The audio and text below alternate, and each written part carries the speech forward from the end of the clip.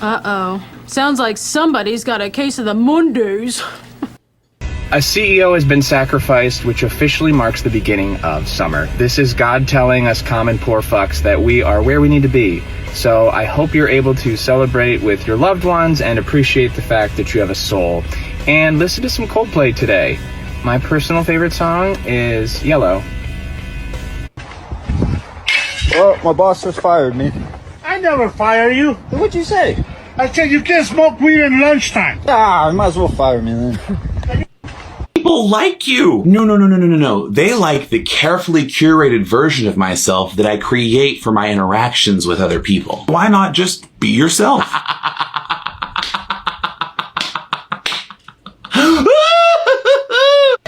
Betty, how about lunch at the In-N-Out Burger? I'm not hungry. All right, forget the burger. How about just the In-N-Out? Ugh. Very well. How about just the Inn? Ugh. Was you addicted to drugs? No, I can quit drugs anytime. Sometimes I go 2 days without getting high. I got hooked on something much more dangerous than drugs. I became addicted to something called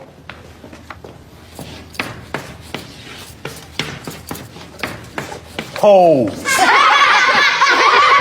Shut up! This shit ain't funny. I think it's crazy that we have anger management, but we don't have stupidity management. I can't be mad, but you get to be dumb. That's very unfair. Especially because 99% of the time that I get mad, it's because somebody's doing something stupid. So you just walking around as obtuse as you want to be, but it's a bunch of nagging and finger wagging the moment I say something. Why are you so sarcastic all the time?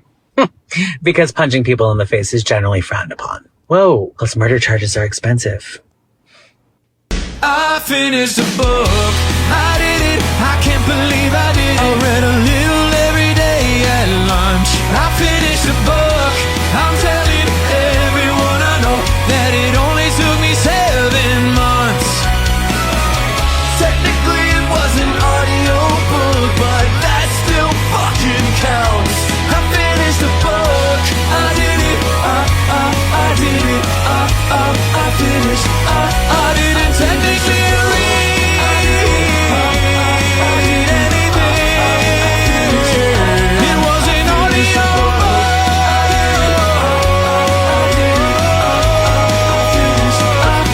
I finished a book.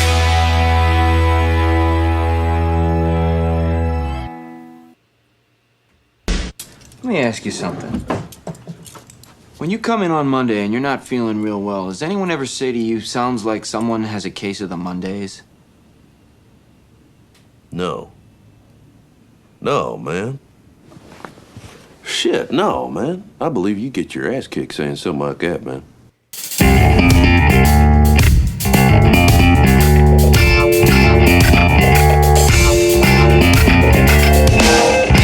From Filthy Martini Studios in Ontario, California, it's the Foos Bar Show! Hey, what is up, everyone? I am Josie. And I'm Steph. Thank you all so very much for listening into the Foos Bar Show. Remember to follow, like, and comment on our socials. That's at Foos Bar Show. That's F-O-O Bar Show. And listen at FOOBarshow.com or wherever you get your podcasts. And we'll keep fooing it up like a bunch of foos. Ain't that right, Steph? That's right. Steph, today's going to be a good one. You want to know why? Why? Because we got tons to talk about, stuff that we didn't even cover last week. And you want to know why we didn't cover that shit last week? Because we were not here. Didn't have a podcast last week. You know, I think that's pretty on brand. And I think people have gotten pretty used to it. Yeah. Yeah. It's not a brag, really. It shouldn't be. It's foobard. Right. We're sorry. You know what happened? I'm not sorry. Damn. You know what happened was that Steph bought us a soda stream. And I was fucking around with it, you know, because I'm like, oh fuck yeah, like I can just carbonate everything, and I was right. It was an impulse buy because I had passed my test. Oh yeah, you passed your test. Congrats. Thank you very much. What was the was the physical therapy assistant board exam? Yes. Hell yeah. So yes, and we celebrated by responsibly drinking at home and shopping on Amazon. yeah, you sure did. So you got a soda stream, and I'm just like, because it comes with one of those lime bubblies, where you can flavor it or essence it was it. a starter pack, so Yeah. it comes with the CO2 filter and such. Yes. So what did you make? I made. I tried making homemade White Claws, and I was trying to do the math here, and to get it to like 5 to 8% alcohol by volume on a liter of water, soda water, that is. And some of the bubbly lime essenced shit. Flavor. Whatever. Flavor? It apparently it takes about a cup of vodka being at about 40% alcohol by volume mixed in with, enough to make the entire total thing a liter of what you're drinking. That'll make it 5 to 8%. What I didn't take into consideration, Steph, you want to know what I didn't take into consideration, Steph? You want to know that? You want to know? That's an entire cup of vodka. Number one, it's an entire cup of vodka. Number two, let's just say we forgot about the entire cup of vodka. You're drinking a liter of something that's 8% alcohol by volume. That's a lot. And that's not nothing. I'll tell you that much right now. And, I'm not going to blame it on the liter of homemade White Claw that I made for myself. I'm not going to blame it on that.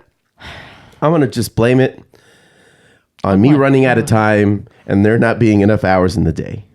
Well, we calculated it ended up being just under 3 cans of White Claw. Yeah, it's equivalent to just under 3 cans of White Claw. Right. Assuming they're at 8, which I believe they are not. I think an average White Claw is at around 5%. Okay. But based on the math I made, it would have been an 8% White Claw.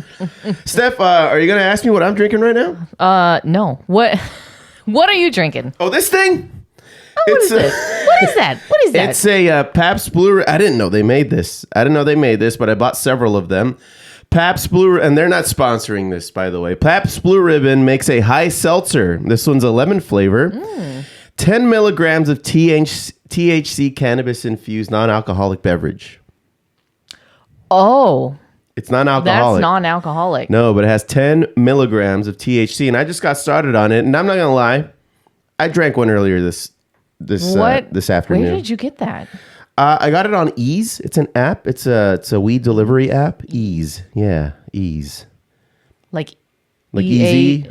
Like EAZ? EAZE, yeah. Oh, okay.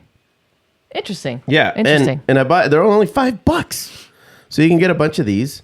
I think you're only limited to 5 though. They won't let you buy more than that. Okay. Yeah, but I got 5. And they're pretty tasty, man. They're lemon flavored, non-alcoholic, cannabis infused. I'm going to be on cloud 9 by the end of this episode. Let's see, total carbs, 6 grams. Okay, total sugars, that doesn't make it. Oh, yeah. 4 grams includes 3 grams of added sugars. That math doesn't work out. But, sure. I mean, I'm drinking it, so here we are. Okay, well, enjoy. Steph. I had 2 glasses of wine earlier, so I'm taking a little pause. Right on. Yep. Well, on tap today, Steph, we got it's Shark Week. Shark so Week. You have Shark Facts. It's my favorite time of the summer. Shark Week. It's the best TV out there. Is it? Yeah.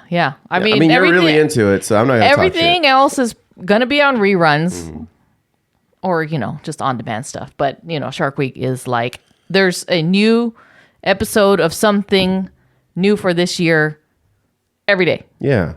And we went to Kohl's last night. Kohl's is the French dip place that's closing down in LA. Wait. For not 2025's version of Mervin's. Not that Kohl's. I'm Kohl's just like, we did? No, we didn't. No. Yes, so Kohl's French dip is closing down here in a couple weeks, and we went there for the last time. They 86 the beef. They were out of beef. They didn't. Yeah. That was it. There were so many people there. It was an hour-long wait because everybody wants to pay homage to this location. They ran out of ingredients for the sandwiches, and they also ran out of ingredients for some cocktails. And then they were pooling. I think it's a group.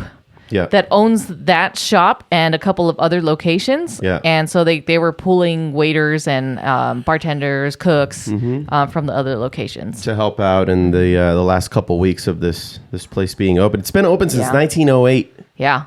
And it's been bought and sold over the years, but they've been lucky to have owners that have maintained the integrity of the original idea for Cole's, which is a nice cool bar atmosphere that supposedly invented the French dip sandwich. Yeah, I think there's another shop within the local nearby. area that claims they were the first same one. Thing. Yeah, but well, I guess we'll never know. I need a documentary on this.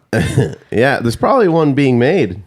I wouldn't doubt it. Yeah. Anyway, but you know what? Their picklebacks were really good because they're known for their spicy pickle brine, and they also make very, very spicy mustard. Yeah. Whew, flares the nostrils, opens up the sinuses. Well, Steph, delicious though.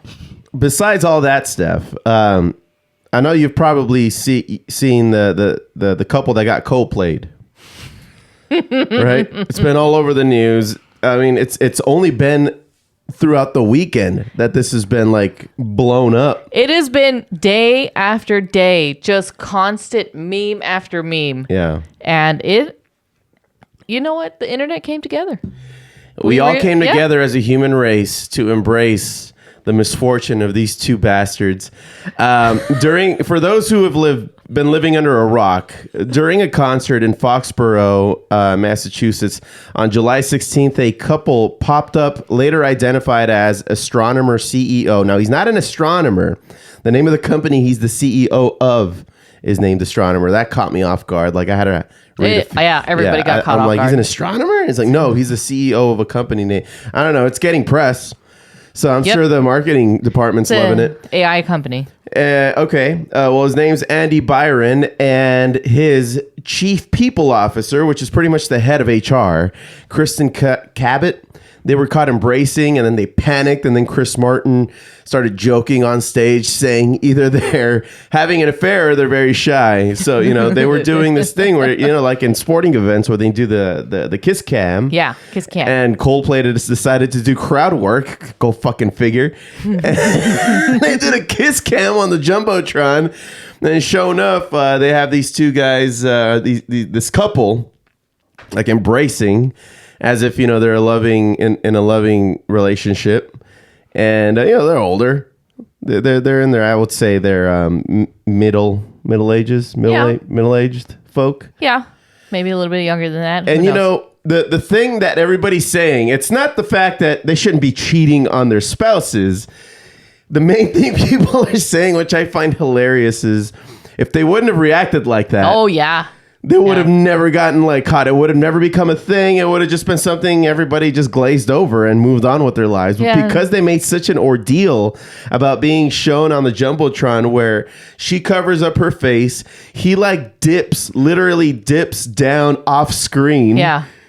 He lets go of her and he just disappears. Yeah. And she goes next to her friend because they clearly... by the way... Funny thing, she's the next in line as far as pecking order in the HR department. The one who was laughing, covering her head, this is not fucking happening, and just cracking up. She knew. Also works there. She knew. She just got promoted too. Yeah. So she knew all about this, which is, I think, hilarious. And so that's been happening, everybody, if you've been living under a rock. But I think, like Steph said, it brought everybody together. It doesn't matter who really you did. are, where you were born, what you believe in.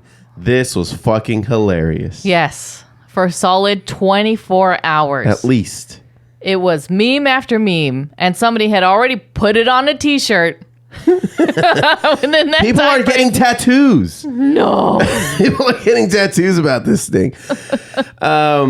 This weekend, Chris Martin of Coldplay followed up at the next gig, which was in Wisconsin, telling fans to get camera ready as a playful warning. Mm-hmm. The internet dubbed it hashtag Coldplaygate, as it sparked wild threads on workplace culture, loyalty, and live show etiquette.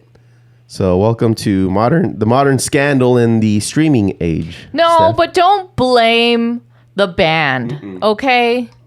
For your infidelity. Yeah, that has nothing to do with anything. You're just deflecting. Didn't he make some response Yeah.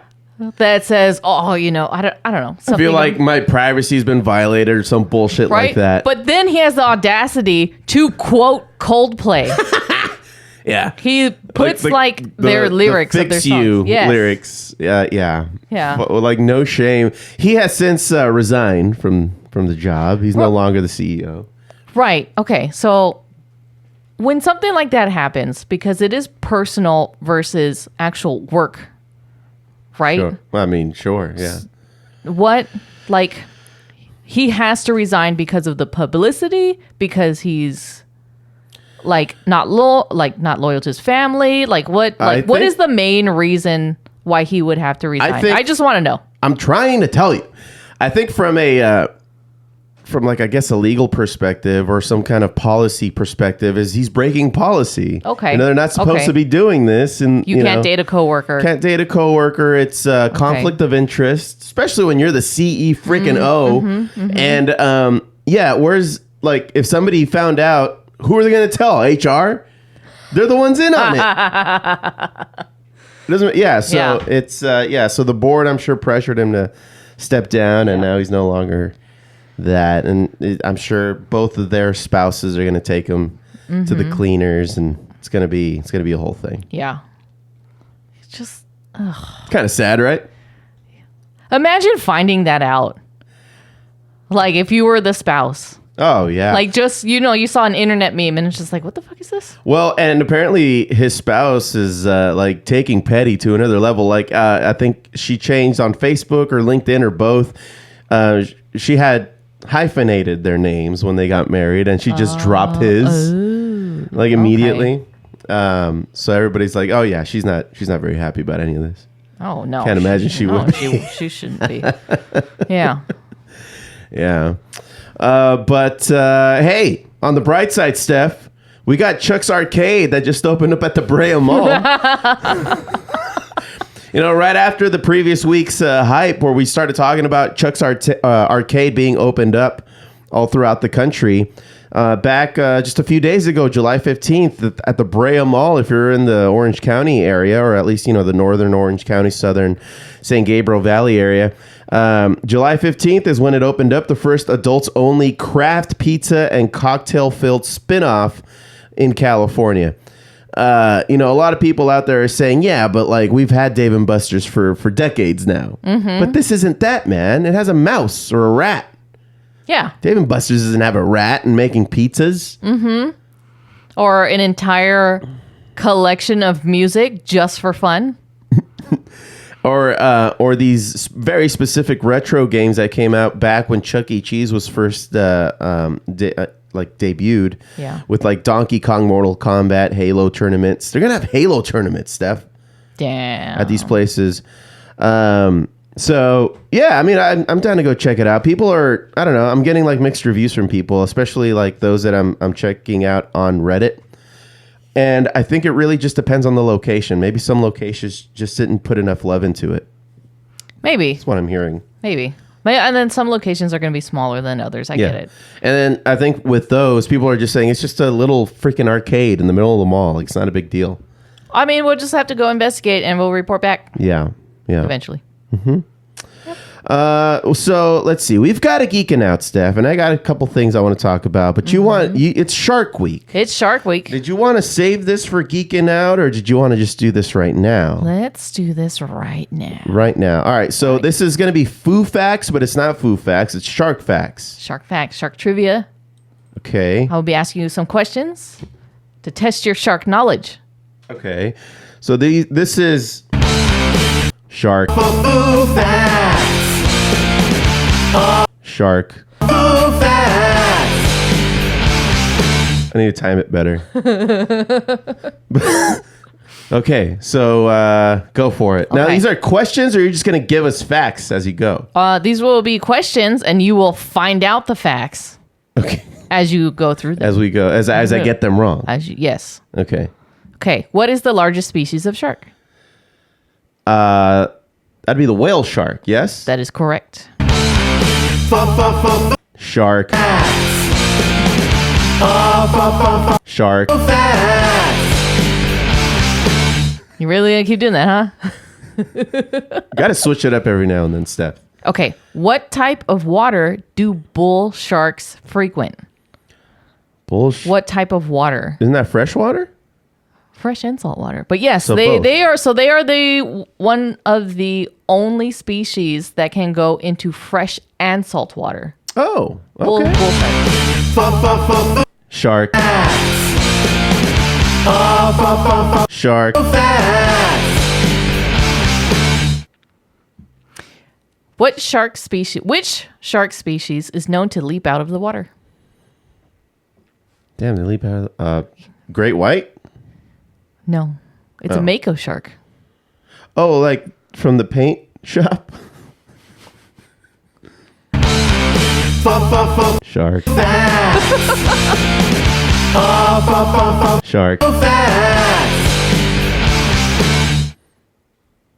No, not that mako. What kind of mako? The mako shark. M-A-K-O. Oh, M-A-K-O. Yeah. Okay. Like, what do they look like? Do you know? I'm asking too many questions. They are a slimmer, smaller shark, so they're not as heavy as a great white. But they are fast. Sorry. Go ahead. Do shark have bones? Sharks do not have bones. They have cartilage. Correct. Shark. Shark. Okay, what is the primary purpose of a shark's dorsal fin? If you don't know what the dorsal fin is, it's the one on top. Yeah, it's the one on top. It's isn't it like a rudder for them? No, to help them turn and sitch. No, that would be their It's a tail, huh? the tail. So no, it's for stability. Ah, that's what I wanted to say. Sure. Shark. Shark. Which organ helps sharks maintain buoyancy? Which organ helps sharks maintain buoyancy? These nuts. Mm-hmm. Like these nuts in particular? Those. Those. Oh, come on, give me the answer. What's the answer, Steph? Their liver. Oh, how big is their liver? Shark. Shark. Do all sharks need to swim constantly? Did you remember like learning about this in school? It's like, oh, sharks or fish have to keep moving because otherwise they're going to die. Well, yeah, they have to be in forward motion. That's how the water gets through their gills, and that's how they breathe. So do you believe that? What do you mean? Do all sharks need to swim constantly? Isn't that just what it is? No. What the fuck? Yeah. Shark.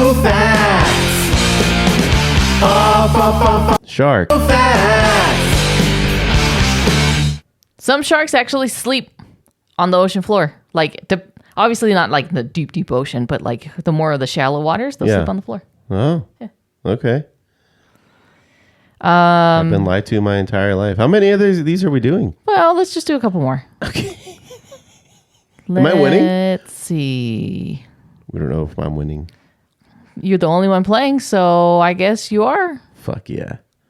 Okay, which type of shark is known for its tuxedo appearance? What the fuck? I didn't even know that this was a shark. The penguin shark. The zebra shark? Why would you say that? Why would you? Shark. Shark.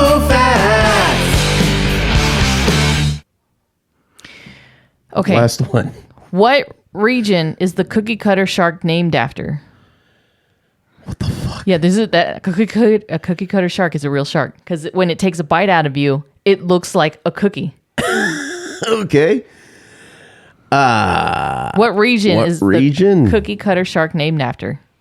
Named after what region is known for their cookies? Oh, I see how you're breaking down the question. Mm-hmm. You're not going to get it, though.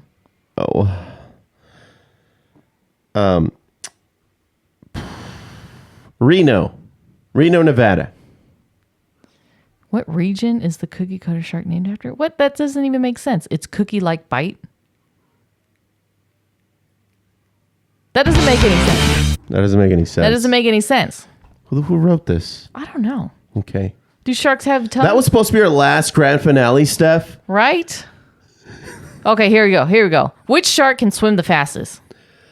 I said it earlier. Or I think I said it earlier. No, I didn't.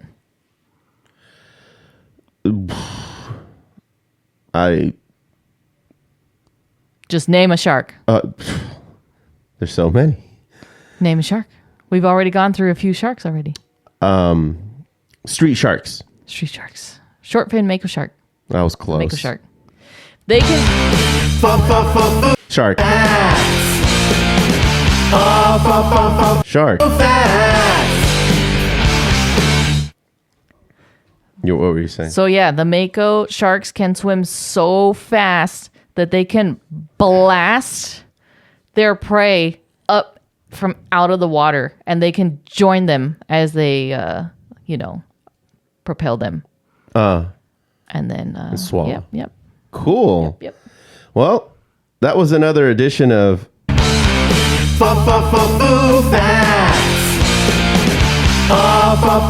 Shark. All right. Well, good shit there, Steph. It's Shark Week, everybody. I guess write in to let us know how you celebrate Shark Week. Geeking Out? Yes. Okay, nerds, let's go!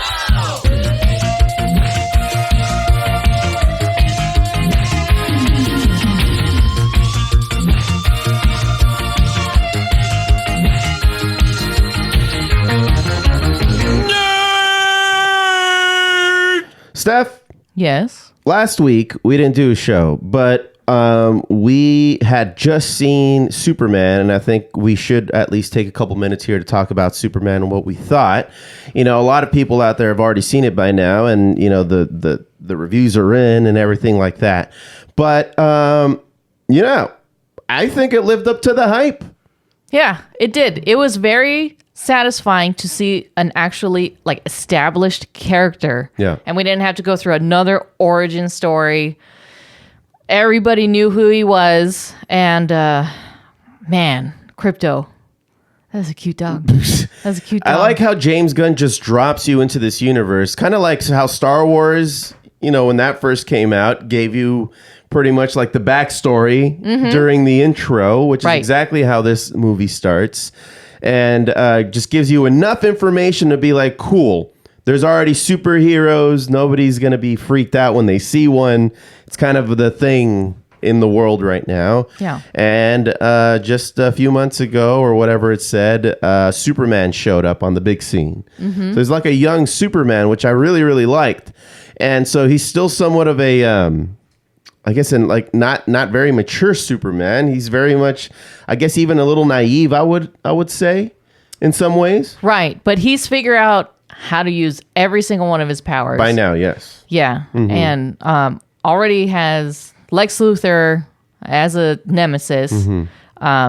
I mean, if you haven't seen it, then you already know that from the trailer. I mean, come on. There's been 80 years of Superman history. So if you don't know what's going on between those two, then get with it. Well, David Cornsweet, I thought, was an amazing Superman. He's definitely out now in the category of one of the best. And he played a really good Clark Kent. Yes. Which I thought was a cool, duality between the two. And that's exactly what they have to do with these leading characters. I really hope that they take this really kind of cool approach of separating the two identities when they do Batman, when they do all the other ones because that's one of the things about DC that kind of differentiates that with Marvel, where with Marvel, because of the whole registry with the Sokovia Accords, everybody kind of knows who these people are.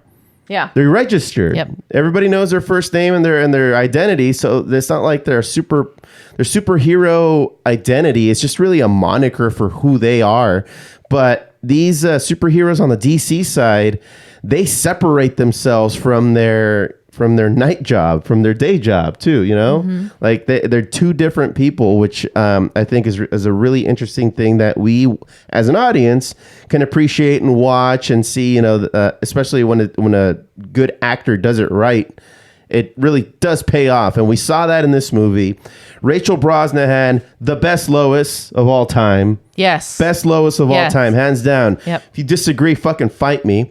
And arguably, we got one of the best Luthors of all time. Oh my goodness. When's the last time you saw Lex Luthor blast somebody in the head with a gun? Right? Never. We never saw that. And that's the motherfucker we've been talking about this whole time. That he would just do shit like that. He's ruthless. Yeah. Ruthless. He was scary. He was a good Luthor, man. And you know what's hilarious? Terrifying. You know what's hilarious? He, what's his name? I forget his name. His name is escaping me at the moment. But anyway. Yes, Lex Luthor. He auditioned for the part of Superman and didn't get it. Oh yeah, I remember. And thus they created a villain to hate Superman in real life. So I'm sure that helped. Yeah. But yeah. Do you have it there? Really? They're not putting him up in the top 10? Really? Wow. Did he just get canceled? Wow. Nicholas Holt. There we go. I should have known that. We've seen him in so many other things. He was Beast. Yes. Puppy Beast. He was Puppy Beast. He was in God damn it, what was that zombie movie? You're on your own here, Steph. Yeah. I don't know. Yeah. Anyway, Mr. Terrific stole the show, by the way. That's how Mr. Terrific needs to be. Yeah. Yeah. He's not an A-lister by any means, but I think what Mr. Terrific did in this Superman movie was exactly the feeling that everybody got when Iron Man, who was not previously an A-list superhero on the Marvel side, started out with like that movie, which was so good and relatable and like very celebrated, to launch what we know as the MCU now. I think what they're doing with these characters is very appropriate. It speaks to who they are and who they have been in the comic books for decades and decades now. James Gunn knows what the fuck he's doing. Yes. And can we just mention how good the soundtrack is? Oh, yeah. It fits perfectly. Every song fits perfectly with every scene. And that, I feel like James Gunn has done movie after movie after movie. Yeah. And it just works. Yeah. And I was so excited for this soundtrack. So Yeah. Now, if we're going to give it from 1 to 10, now let's just remember, whenever we talk about rating movies, Steph, we talk about their artistic, cinematic contribution to culture. Right? What does it? Why are you laughing? What does it sound like you're lecturing me? Why are you laughing? Now, Steph, from a rating of 1 to 10, this is going to be great. What do you rate this Superman movie? As great as we agree for it to be. Like, it's great. We loved it. Yes. But it's a great comic book. Is it a great comic book movie? Or is it a great movie? So give me a rating and tell me why you rated it as such. It is a 10 out of 10. It is both a great comic book movie because they do incorporate some of the characters that you're not really familiar with. And it's also just a great action movie because of what's happening between the characters. Like, you don't really need to emphasize like, oh yeah, he's a superhero. It's just one person against another person. Yeah. Really. So it's goes both ways. Okay. If you look at it that way. Yeah. I really liked that they made Superman vulnerable. Like, we get to see him lose a few times in this movie, whereas, in the past, at least in the past 10 years, he's been portrayed as a god who just cannot be fucked with, or like you could barely make him flinch. Yeah. And that's what makes him human. Yeah. Right? That's what makes him human. He can lose. And I thought that it was really cool that he was losing to a clone of himself, which we've known. That was a part of a comic book. Ultraman. Yeah. Anywho. Spoiler alert. Whatever. It's been a week. If you haven't seen it by now, fuck off. What are you going to say? Oh, yeah. My review. Yes, right? yours. My review. Now, it's not going to win any awards. I don't care if it does. If it does, great. If it doesn't, that's fine. But I think, this did what it set out to do. What DC needed was a very true to what the spirit of comic books is version of that on the screen. And James Gunn delivered. And he wasted no time just throwing us into that world. He wasted no time just giving us, he didn't even have to develop a lot of the characters because we already kind of know who they are. And if we didn't know who they are, we are now prepared to learn more about them as these movies kind of continue. And we're going to get tons of versions of these that all exist within the same universe. Like we're going to get the animated shows. We're going to get the, the HBO Max shows. Is it just HBO or is it the Max being dropped? No, it's HBO Max now. Okay. It's not just Max. No. Gotcha. No, it's going back to HBO Max. Right. And then, and then movies, of course. And then my understanding is that the actual comic books that will be released are going to follow this universe as well. Tight. I didn't know about that. Yeah, like everything now moving forward, and anything else that doesn't will be labeled as an Elseworld story. Like the Matt Reeves Batmans and that kind of thing. Yeah, and they do have those side stories. Or also there's how there was that anime style Superman cartoon that was on HBO Max. What is it? My Adventures with Superman? There's going to be something like that coming out real soon for Green Lantern, like My Adventures with Green Lantern. Oh, animated. Nice. Like that. But that's an Elseworld story. Okay. But I enjoy the shit out of it. They're just for fun. fun. For funsies, man. I like it. Yeah. Yeah. Yeah. I've been watching a lot of Chit. Oh, yes. Move over, Moodang.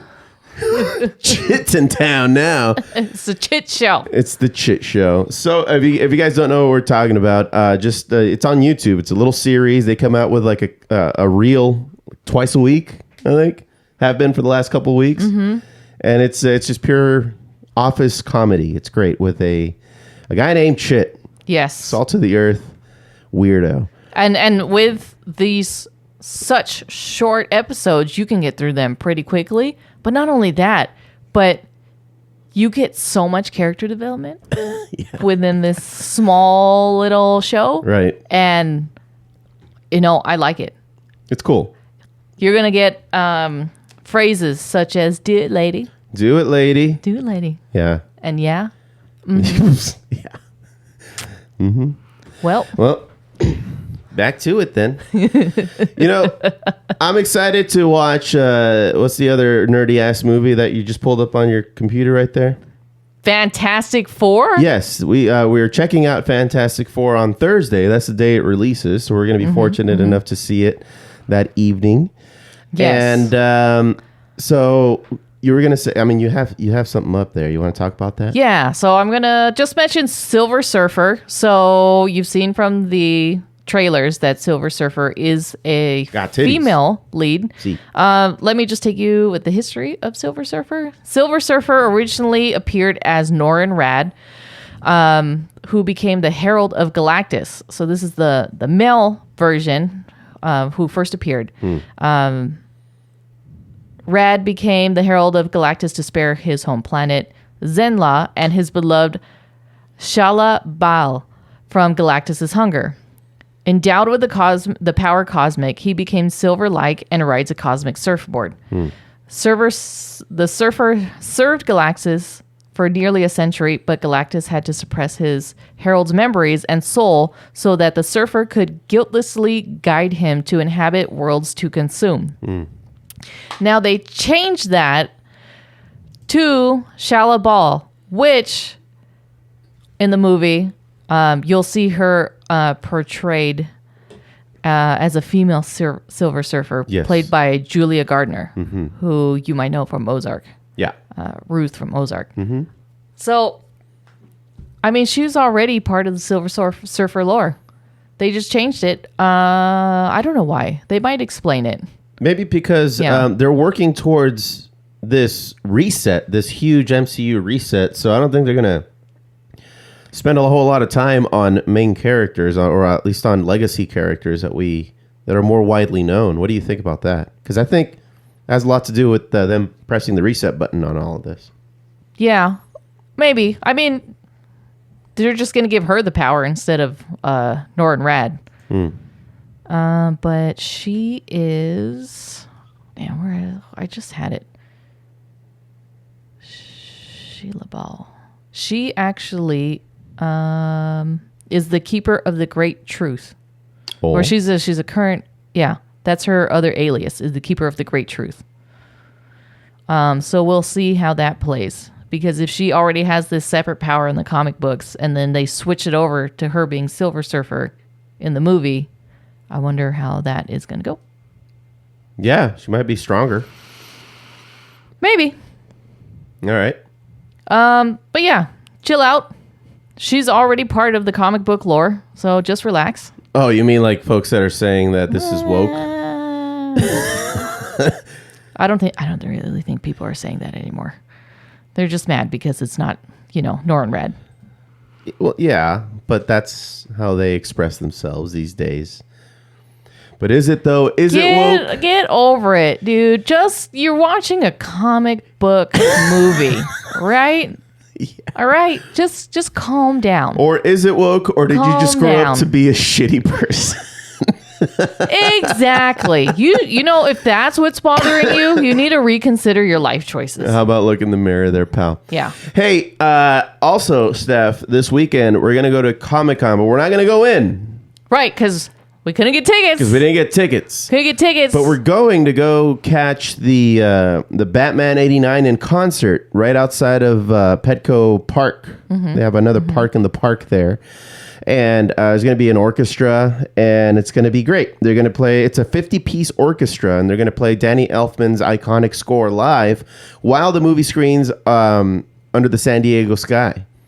So we're going to be there at 7 p.m. on Saturday. The film starts at 8:30. Mm-hmm.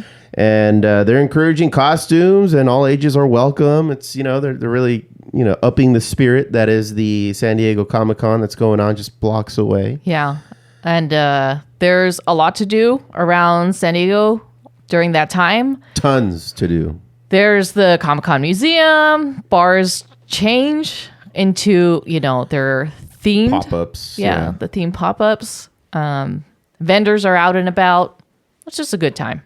Everybody's, coming out of the convention itself, walking the streets. Everybody's dressed. Yep. Everybody's just getting tanked. So we'll be on the streets. Getting tanked. Going live from San Diego. The whale's vagina. What else you got there, Steph? No, that's it. I just wanted to bring that to your attention. Okay. One little thing here, because, we like board games. And I love Space Odyssey, 2001 Space Odyssey, the movie that came out back in the 60s. 2001 A Space Odyssey, the board game has landed recently, Steph. Really? Yeah. The board game? It's a one versus many format. So the one player is Hal. Oh. And the rest of the humans playing are the crew racing to outsmart the AI aboard the Discovery 1 ship. Interesting. So you were playing against Hal. Yeah.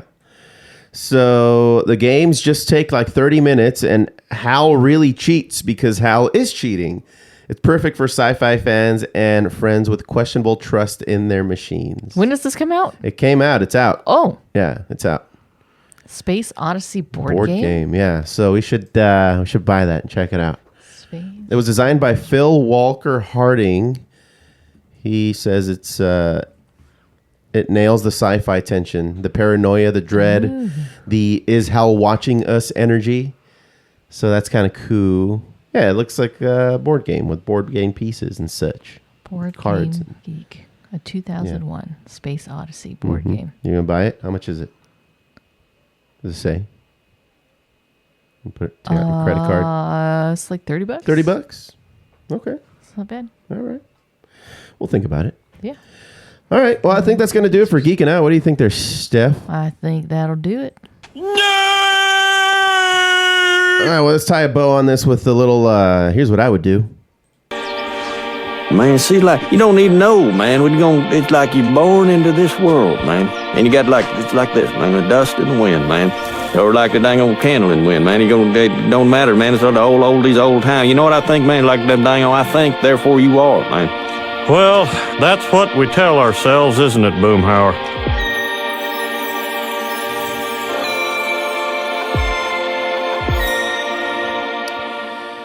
Well, here's what I would do is a segment that we ask everybody to email your questions, problems, queries, and we'll go ahead and let you know what we would do in the situation. Before we get into it, Steph, for the first time ever, we've gotten an update from somebody who's written in. Oh, yeah? Were you invited to this wedding? We're not invited to any weddings. Okay. But if you remember, Rosa and Chino, she was in the most recent episode that we talked about. She says, "Hey, Joe and Steph, it's Rosa from Chino. Thank you both for reading my letter on the podcast and for the thoughtful advice.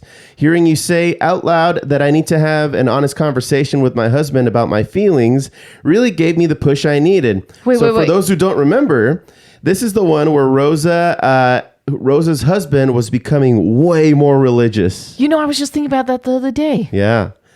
And so, and is like sort of expecting her to go to these masses and participate more in that kind of community. And she's just not about it.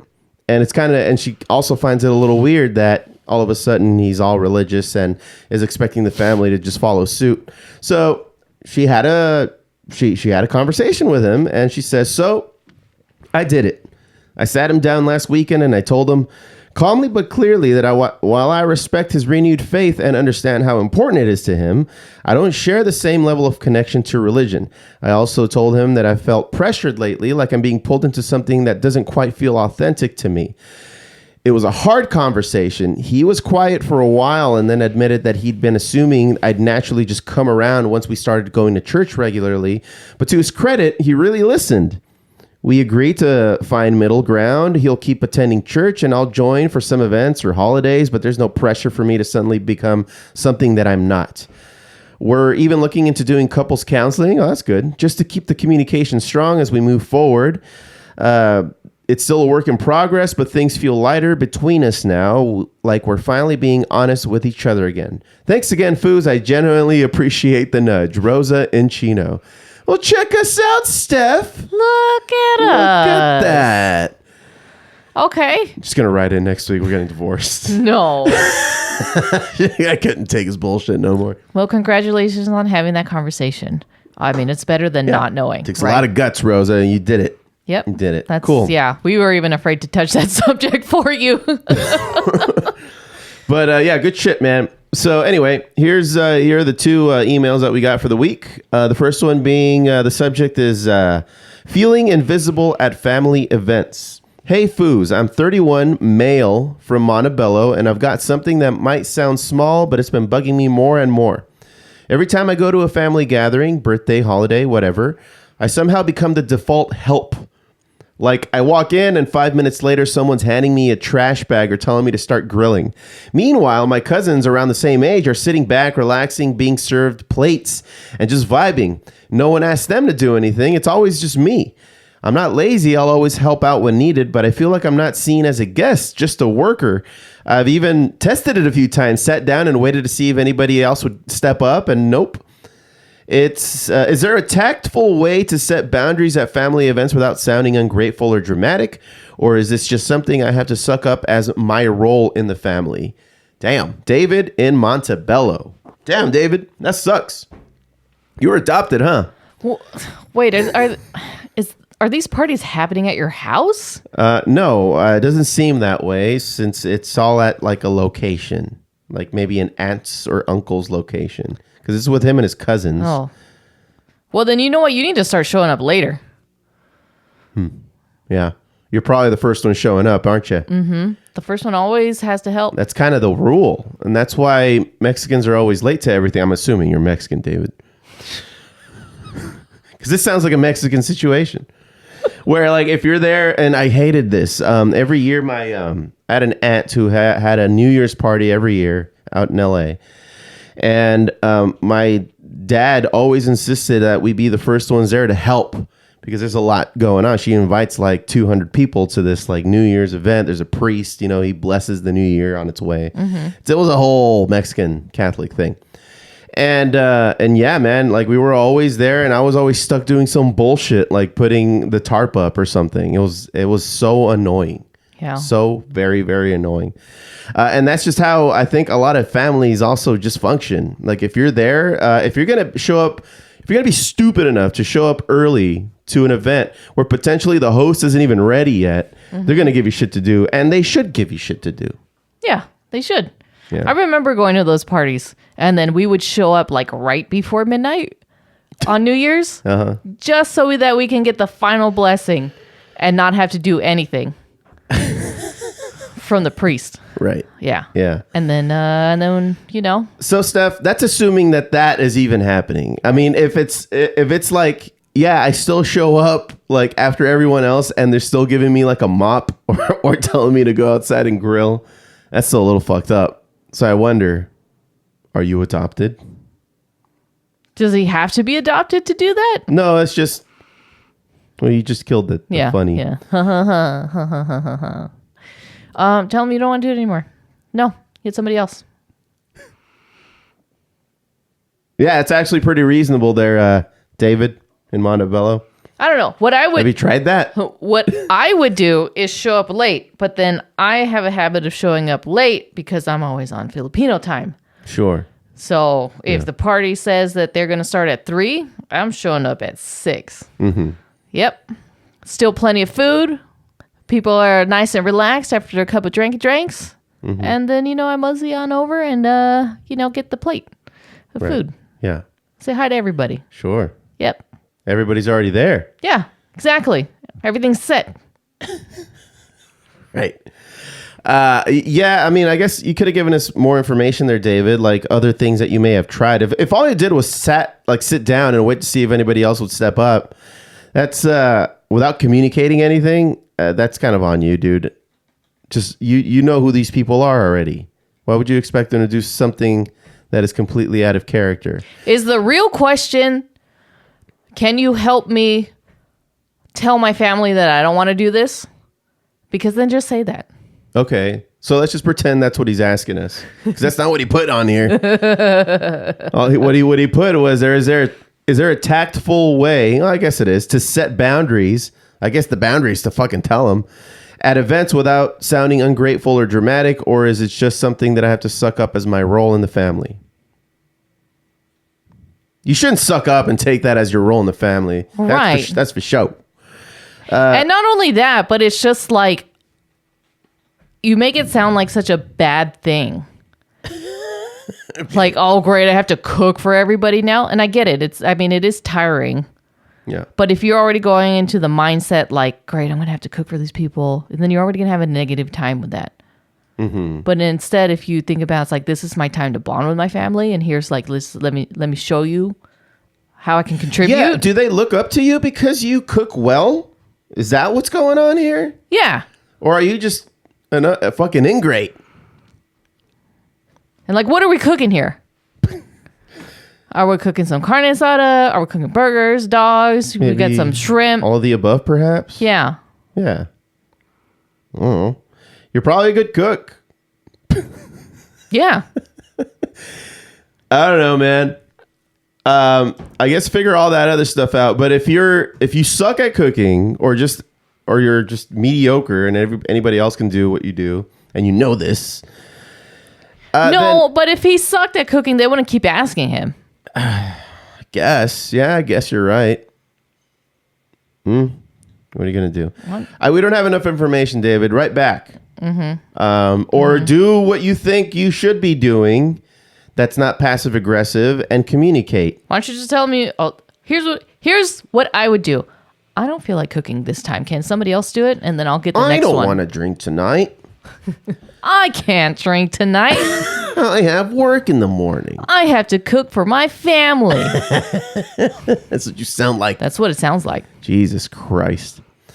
All right, moving on. This is Jasmine and Brea. Ooh, Jasmine, check out that new fucking Chuck's Arcade. Right. My friend is turning every hangout into a side hustle pitch. Oh, shit. Hey, Joe and Steph.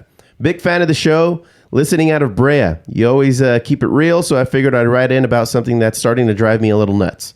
I'm 29, female, and one of my close friends, Alyssa, ooh, she gave us a name, 30, female, recently started a side hustle selling wellness products like vitamins, protein shakes, skincare, all that. I was genuinely happy for her at first. I even bought a couple things to show support. But now, every time we hang out, the conversation somehow circles back to the business. She'll bring samples to brunch, try to get our other friends to join her team, and if someone mentions a headache or stress, boom, sales pitch. It's exhausting. I miss just hanging out without it turning into a networking session. I want to be supportive of her hustle, but I also don't want to feel like a customer every time I see her. How do I bring this up without hurting her feelings or sounding like I don't care about her success? Jasmine and Brea. Damn. Man, I haven't heard of like a salesman like that in a like Herbalife or something in a few years. It's usually like if it's like cosmetics and stuff, it's Mary Kay. Ah, okay. And so, well, didn't Dove do something like this too? Dove? No, really? I could have sworn. I don't know. But Mary Kay. So if you sell, if you're like the top salesman, I think in either the state or the region, I forget, you get a pink car. Oh, like that is your prize. But you're always on. You're always selling. Yeah. You really got to make it your entire personality. It's like those Tupperware parties. You know, you just invite the ladies over and you sell Tupperware. And you sell Tupperware. But have you ever seen a good piece of Tupperware? It's life-changing, yes. Yeah. Life-altering, I would say, even. Yes. That thing is unbreakable. Yeah. You'd be okay with putting spaghetti in it. Yeah. I mean, it'd probably like stain a little bit, but just, Negligible amounts. Yeah. Negligible amounts. What are we talking about? Jasmine and Brea. Did you see how I try to sell you something right there? The Tupperware? You don't even sell Tupperware. I don't know. I don't. Yet. Steph, what would you do? What would I do? I feel like everybody that writes in has yet to confront whatever obstacle lays before them. Yes. So how about what I would do is just start with telling this person, you know what? You like to sell and you like to talk business a lot. Can we just hang out? Yeah. Like, you know that I'm not going to buy anything from you. Mm-hmm. And I get it. I already did. Right? Yeah. And I get it. You want to talk about your business, but it's just like, can we just like move on? Can we just chill? Yeah. Can we just chill? Yeah. Can we hang out? Can we watch this movie? Yeah. That's fair. And then let us know what happens. Yeah.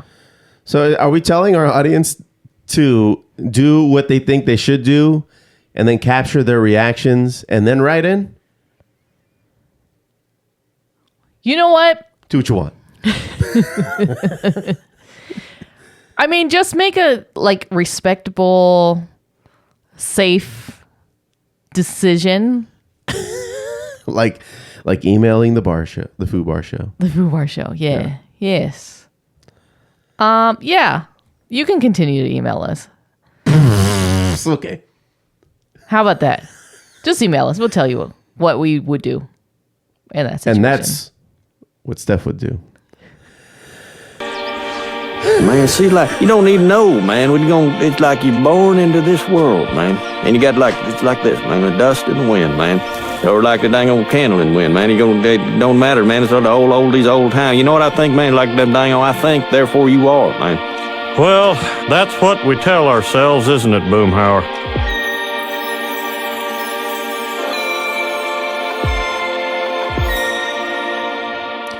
Well, that's going to do it for another show, Steph. What do you think about that? What do you think about that? Are we going to do one next week since we're going to be out in San Diego Comic-Con? I don't know. Probably not. I mean, we'll most likely go excuse me, we'll probably go live at some point. Hmm. You know, on the street. Sure. And yeah, you'll have to wait for our recap or Comic-Con recap. Sure. Okay, cool. Well, thanks everyone so very much for listening into the Foo Bar Show. Remember to follow, like, and comment on our socials as at Foo Bar Show. That's FOO Bar Show. And we'll fill it up like a couple of foos. I've been Josie. And I'm Steph. Signing off saying, don't be a dick!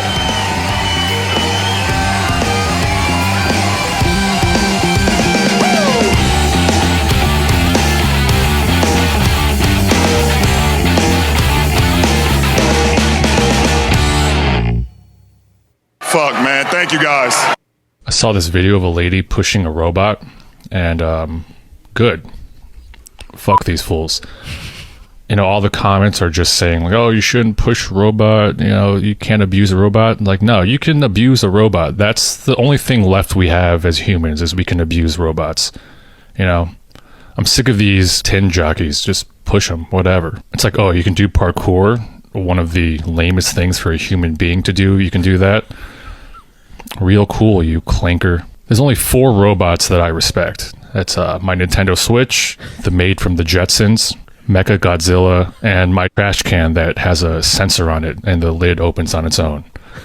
Those are the 4. Every other robot, fuck them. I mean, everyone in the comments is so afraid, like, oh, what's going to happen when the robots take over and kill all the humans? It's like, I don't know.